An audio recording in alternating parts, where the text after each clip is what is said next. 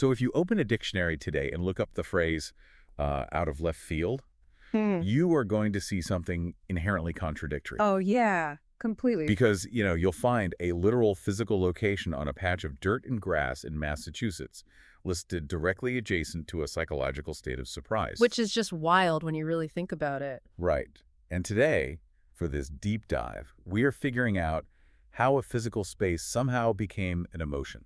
I love this topic because language usually feels so deliberate, like an engineer designed our vocabulary in some sterile laboratory to make perfect rational sense. Yeah, like there's a master plan. Exactly. But we are looking at this excerpt today called Why Do We Say Out of Left Field? And it completely destroys that illusion. It really does. The words we just throw around in casual conversation are often, just the ghosts of very specific, very physical problems that everyday people were trying to solve decades ago. Okay, let's unpack this. Because we use out of left field all the time to describe the bizarre, the unexpected, like the comment in a meeting that has absolutely nothing to do with the agenda. Right. Someone suggests pivoting your software company to selling artisanal dog food, and you say, well, that came out of left field. Yeah, we treat it as a pure synonym for unpredictability, just total randomness. Right. But tracing that concept back to its origins requires digging into actual soil. And frankly, some absurdly stubborn early 20th century city planning. Oh, the stubbornness is the best part. It really is. We are moving from the abstract feeling of being caught off guard straight down to a highly localized piece of geography where that feeling was actually manufactured. Which is so strange. Wait, so let me clarify this for a second. You were telling me this wasn't just a standard baseball rule. Yeah. Millions of us are using this idiom, and it exists just because of one specific local stadium layout. I mean, yeah. It wasn't a rule at all. It was literally a geographic accident. So, according to research by Ken Liss, who is the head of the Brookline Historical Society, the very first time this term was ever used by the press in the context of describing something happening in a baseball game was in 1919. 1919. Yeah, over a century ago. And Liss's research points to a very specific birthplace, which is Spalding Park in Lowell, Massachusetts. Right, and the reason Spalding Park gave birth to this phrase comes entirely down to its wonky dimensions. Yeah. Because if you think about modern stadiums, they are these pristine, multi-billion-dollar architectural marvels, right? Oh, yeah. Designed for perfect symmetry. Exactly. But early 20th century baseball parks, they were just crammed into whatever urban real estate was available at the time. Yeah, you have to remember the Industrial Revolution had already dictated the layout of the city. Oh, sure. So you had factories, tightly packed housing, and these really rigid roads. And when they built Spalding Park, they were totally boxed in by local city restrictions. Right. They simply couldn't acquire the land to make a symmetrical outfield. The architects had to compromise. And the result was this asymmetrical mutant of a baseball field where the left field was built much, much further out than the rest of the park. It really makes me think of like moving into a house with a bizarre, frustrating layout just because of weird property lines. Oh, totally. You know those houses where you have to walk through a bathroom to get to the kitchen? Yes, the worst. Right. The original builder was clearly fighting with the city over zoning laws, lost the fight, and just built around the problem. Yeah. And the people living there just have to adapt their entire daily routine to this weird architectural quirk. That is a perfect analogy. And in the case of Spalding Park, the people adapting their routine were professional athletes trying to play a highly standardized game on a totally non-standard board. Right. The left fielder was suddenly exiled to this massive expanse of grass that completely violated the normal geometry of baseball. And that extreme distance created an immediate physical problem for the human standing on that field. Yeah. Because putting a guy that far back means he is no longer operating in the same sensory environment as the rest of the team. Exactly. We have to consider the mechanics of a baseball game, especially during that era. The game relies on split-second, nonverbal coordination among the infielders. But because of this local zoning restriction pushing the left fielder into basically a different zip code, you introduce a massive communication breakdown. Because they can't hear him. Right. The infielders literally cannot hear the left fielder. And they can barely see him, too. I mean, this is 1919. We were talking about the dead ball era. Oh, yeah. The equipment was terrible. The baseballs were routinely scuffed, dirty, covered in tobacco juice, making them incredibly difficult to track visually against the backdrop of a stadium. Yeah, just brown baseballs flying through the air. So you have a left fielder standing in a completely different time zone, trying to interact with a dirty baseball that the infielders have completely lost sight of. Which means the physical environment manufactured a vacuum of information. The infield is the center of the action. It's where the mental energy of the game is focused. Right. But left field at Spalding Park was essentially a fringe area, just totally disconnected from the immediate pulse of the play. And here's where it gets really interesting. Because imagine you are one of those infielders. A ball is hit deep out toward left field. Okay. Because of the sheer distance and the terrible visibility, you lose track of the play.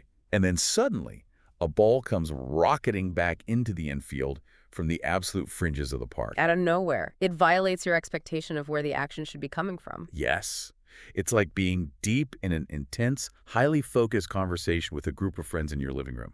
You are completely dialed in. Right. And then suddenly, someone shouts a completely bizarre, unrelated comment from 2 rooms away down a dark hallway. Oh, that would be so jarring. Right. It shatters your focus because you couldn't see the person preparing to speak. The comment just arrived out of the darkness. But the difference is, in this dark hallway, that guy isn't just shouting a weird comment. He is required to hurl a 90-mile-per-hour projectile perfectly into your glove. Yeah, slightly higher stakes. Just a bit. The stakes of that communication breakdown are immediate and dangerous. The physical distance of Spalding Park meant that when the ball finally emerged from that vacuum, it felt like an ambush. It arrives without any warning whatsoever. And that physical sensation of sudden, unprompted arrival maps flawlessly onto how we use the phrase today. It really does. When a colleague derails a perfectly logical business strategy with a suggestion that makes zero sense, the psychological jolt you feel is identical to the physical jolt an infielder felt when a dirty baseball suddenly flew in from an area of the stadium they weren't even monitoring. I love that. But I am still hung up on the logistics of how this spread. Oh, the transmission of it. Yeah. We're talking about a localized feeling of surprise experienced by a handful of infielders and maybe a few thousand spectators in one specific Massachusetts town in 1919. Right. There is no internet. There is no social media algorithm to make a funny stadium court go viral. How does a hyper-local geographical accident become a phrase used by you, me, and everyone across the country? Well, the transmission engine was really the absolute cultural dominance of baseball, paired with the relentless mechanics of daily journalism. Okay, tell me more about that. So Catherine Martin, who is the head of U.S. dictionaries at Oxford University Press, she spoke to WBEZ Chicago about this exact phenomenon. And her central point was all about sheer volume. She noted the staggering amount of games in a season. You multiply that by the play-by-play announcers, multiply that by the sports articles written in every single city across the United States. It's just a tidal wave of words. Exactly. We have to look at how sports journalism functioned at the time. A local beat writer covering a game has a deadline. They have to file a column every single day. You need material constantly. Yes. They are constantly searching for fresh, descriptive shorthand to explain what happened on the field. So if a bizarre, unexpected play happens, and they describe it as coming out of left field, that spatial metaphor solves a problem for the writer. Oh, I see. It paints a vivid picture for a reader who wasn't actually at the stadium. And radio broadcasters were dealing with the exact same pressure, just in real time. Oh, absolutely. They had to fill hours of dead air. If the listeners at home can't see the game, the broadcasters is essentially forced to rely heavily on spatial metaphors to build a theater of the mind. Right. The media acted as this massive unconscious distribution network. Unconscious is a great word for it. A sports writer in Massachusetts uses the phrase to describe a surprising play. The column gets syndicated. A reader in Ohio sees it, intuitively understands the feeling of spatial surprise it conveys, and suddenly they start using it to describe a surprising decision by their local mayor. So does this mean sports announcers and local beat writers were essentially acting as accidental linguists? Pretty much. Like, they brainwashed the general public with stadium jargon simply through sheer, overwhelming repetition. Yeah, because repetition is what sands down the ears of a phrase. Right. Through millions of printed words and hours of radio broadcasts, the phrase is systematically stripped of its niche context. It loses the grass. It loses the dirt. It loses the stubborn town planners of Lowell, Massachusetts. Exactly. The physical history is burned away, and what is left behind is a pure universal shortcut for an emotion. The media took a highly specific tool designed to describe the spatial weirdness of one stadium and realized it worked perfectly to describe the weirdness of human behavior in general. It is so incredibly efficient. And, once you realize the massive engine of baseball smuggled left field into our everyday vocabulary, it really opens up a completely new perspective on the rest of the words we use. Oh, the crossover effect from the athletic field to the office cubicle is staggering when you actually look for it. Right. What else do we have? Well, sports are uniquely engineered to generate these idioms because they manufacture high-stakes, easily observable physical situations. Because a baseball game or a horse race is a contained universe. Yeah, It has clear rules, boundaries, and physical conflicts. exactly. Unlike our social and professional lives, which are incredibly complex, abstract, and messy. Very messy. So when human relationships or business negotiations get complicated, we struggle to articulate the nuance, and we instinctively reach for the simple, observable physics of sports to explain our mental state. We use the physical space to explain the mental space. Yes. I mean, think about the phrase, hands down. You're in a meeting, and someone says, that was hands down the best presentation of the day. Like classic. You are expressing absolute certainty, but you are actually referencing the biomechanics of riding a racehorse. Right, which is so funny to picture in a corporate meeting. Because the mechanics of horse racing require the jockey to maintain intense physical tension. They stand up in the stirrups, leaning forward, holding the reins incredibly tight to control this massive animal and urge it forward. Right. But if a jockey is blowing away the competition, if they're 10 lengths ahead as they approach the finish line, and victory is absolutely guaranteed, they don't need that tension anymore. Right, they can relax. They can literally sit back in the saddle, loosen their grip on the reins, and put their hands down. And then the physical posture of dominance on a horse just becomes a corporate slang term for an easy win. It's amazing. The anxiety of the race is gone, replaced by a physical gesture of total relaxation. We literally took the biomechanics of a jockey and turned it into a way to complement a marketing pitch. Or take the phrase, the ball is in your court. You finish a stressful negotiation with a client, send over the final contract, and tell your manager, well, the ball's in their court now. Yeah. There are no tennis rackets in the boardroom.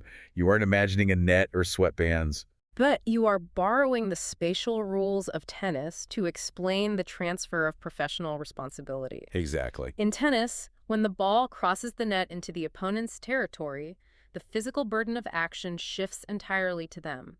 You are momentarily relieved of duty until they return the volley. What fascinates me is how entirely invisible this process has become to us.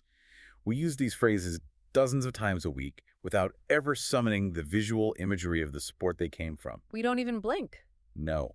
The physical history has been completely erased from our active memory, leaving only the sheer utility of the phrase behind. We treat our vocabulary like an abstract set of definitions, but it is actually an archaeological dig. That is a great way to put it. Every idiom is a fossilized record of humans trying to solve a communication problem using whatever physical environment happened to be in front of them at the time. So as we wrap up this deep dive, I want you to reconsider the way you hear the language around you. Yeah, pay attention to the words. The next time you are sitting on a video call and you are caught completely off guard by a wild, unpredictable idea from a colleague, remember what you are actually saying when you call it out of left field. It's not just a cliche. Right. You are inadvertently referencing a century-old communication breakdown. You are echoing the sheer confusion of an infielder in Massachusetts, squinting through the sunlight at a dirty baseball flying out of a spatial void. And, if the physical architecture of a city and the local space restrictions of the 20th century could permanently shape the words coming out of our mouths today, we really have to look critically at our current environment. Oh, absolutely. The physical fields of baseball and horse racing provided the vocabulary for the 20th century. But today, our environment is increasingly digital. Right, we aren't hanging out at Spalding Park anymore. Exactly. So what invisible structures are secretly forging the bizarre idioms of the future? Oh, that's a wild thought. Right. Perhaps the restrictive architecture of our algorithms or the character limits forcing us to truncate our thoughts, or even the strange artificial layouts of our digital interfaces.